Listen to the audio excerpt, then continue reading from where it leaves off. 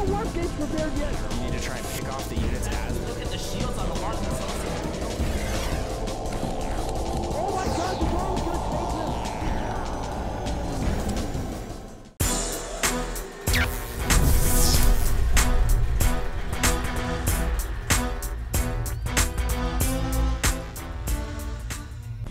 Hey everybody, I am Artosis. Alongside me, the amazing, the handsome, the flying man, Tasteless. Hi.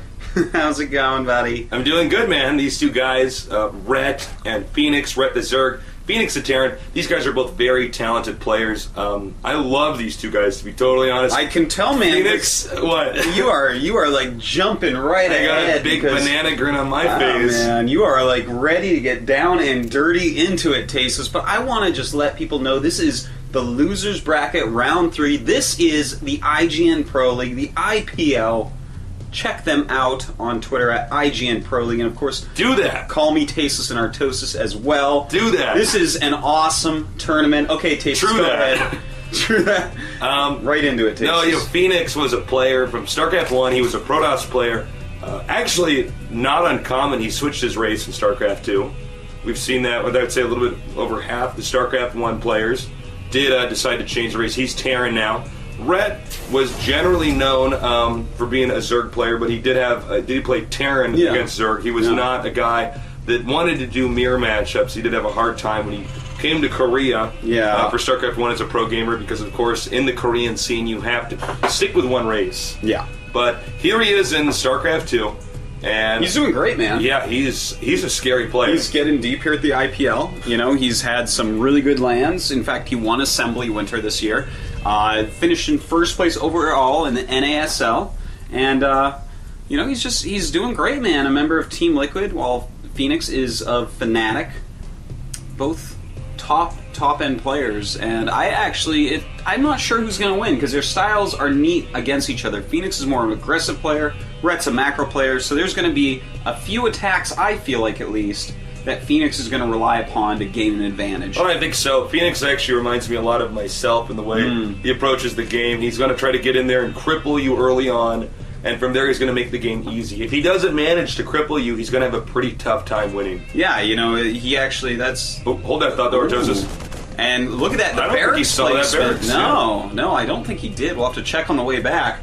But basically, that's really smart. If you see just one barracks, you're like, oh, it's an expansion build. And then you might not make as many Zerglings. It might do more damage. And as we see, he does not. Oh my god. Absolutely awesome placement.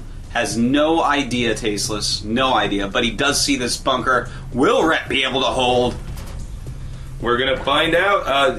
This is really good bunker placement, hugging the wall. The spine crawler is on the way. So Rhett did spot the second barracks. He doesn't have a ton of time to react. Seconds really do turn into miles in a matchup like this one. Well, here come the drones, and we'll see how Rhett handles this. Going after that SCV first. Nice micro, pulling the drone back. Does not want to lose anything. Zerglings coming out now, and very nice dancing so far. Still no drones lost. That's pretty important. Going after that SCV once again. Does not want this to finish, and no, it will not. Kills off the SCV, and still no drones lost, only Zerglings, and the spine crawler gets up. That should be just about the end of this rush. Very nice hold by Rhett. Yeah, Rhett's doing a good job.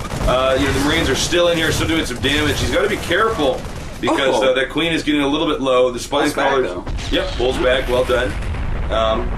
And I think that basically does it, Artosis. It looks like Fenix Rhett survived.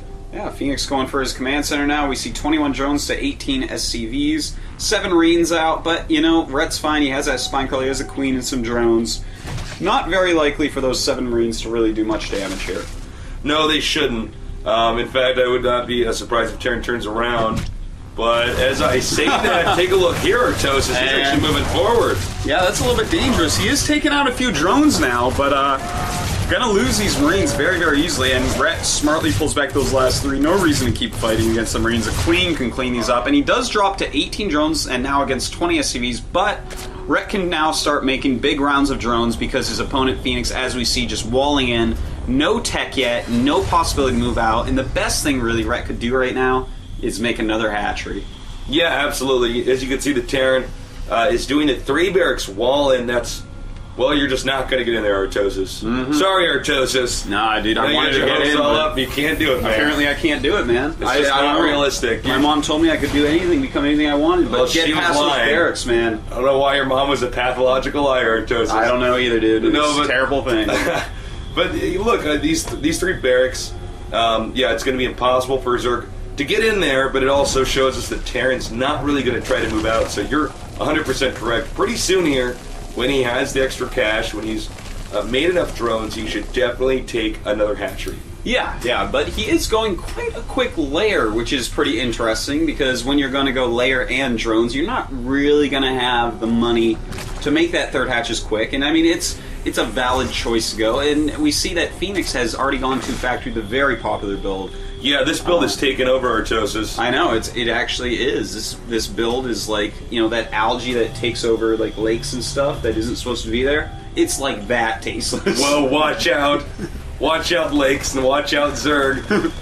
No, it's actually a great build, and I'm excited to see where exactly Red's going to take this game. One thing he can do is if he gets Mutalisks out in time, he's going to make these Hellions pretty much useless. This is, even though it's a big map, it's really just this one-way path to the other guy's expansions. Yeah. There are these awkward backway entry points where you could slip in there, but really, if you're going to try to control the map with Hellions, Mutalisks can flush that out with ease. Yeah, man. I mean, you said it quite well. Those are quite awkward, and these Marines going to walk up here, and that is not a good choice. He does end up backing up there. So, Rhett looking pretty good, and I like this. Sniping a couple creep tumors. Good usage of that scan. He's probably going to need to get off the map here, though, pretty soon.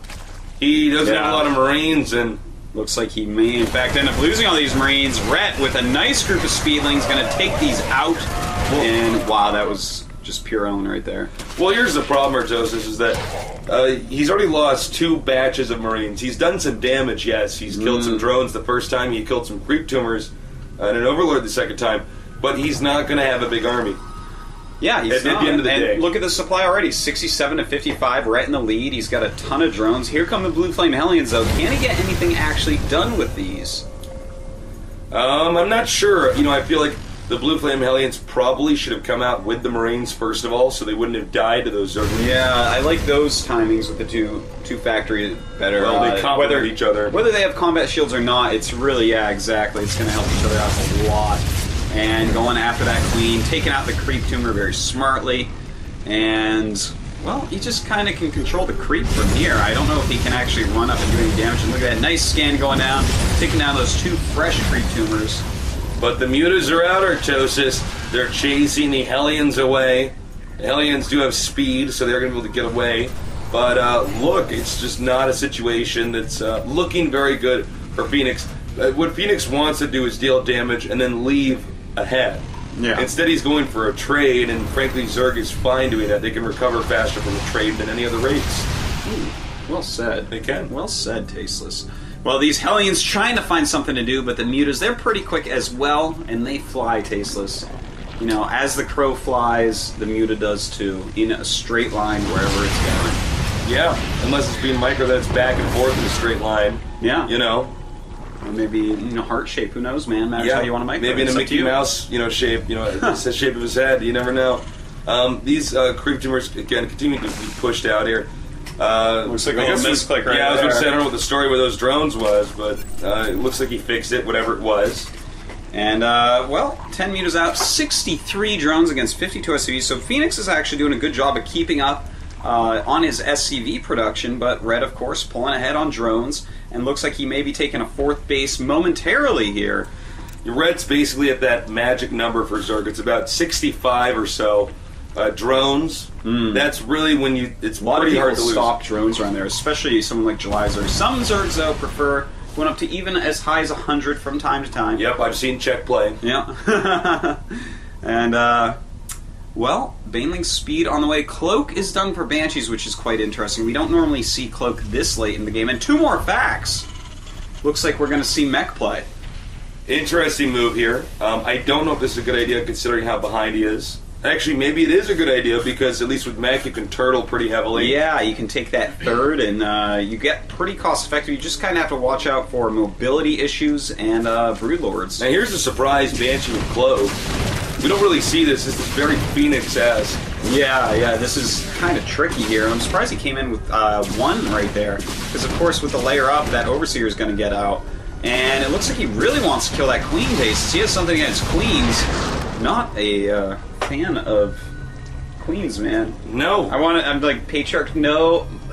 What is it? Matriarch. Matriarch is... oh, man, I just read words. I never say them. No, that's the worst, man. I've had that before, too. I'm like, I got a good word to use in this cast, but I can't quite get it out. That's right. I'm suffering from fatigue right now.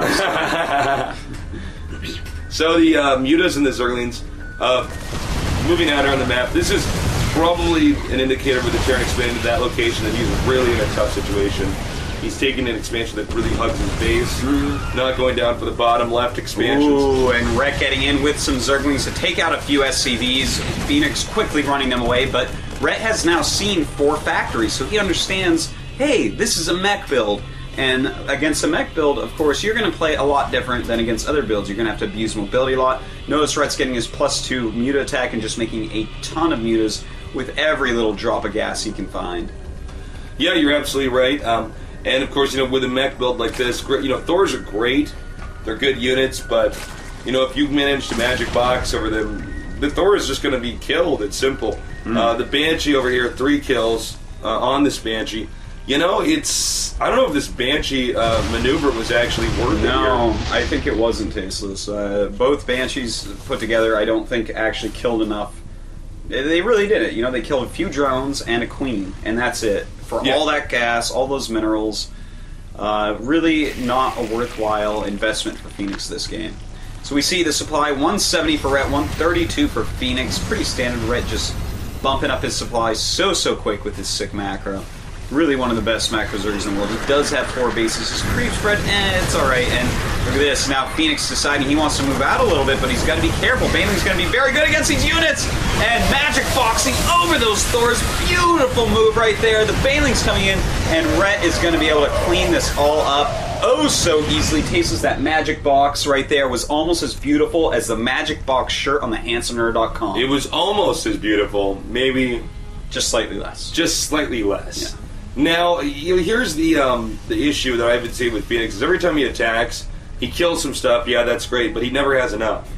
Yeah, it's always basically Rhett that leaves with a victory in that battle. Yeah, you can't really lose little groups of units like that. That was an important group of units. You had Marines, you had Medevacs. He had a little bit of siege tankery. He had some Thors. Those are all expensive. They take a long time to build.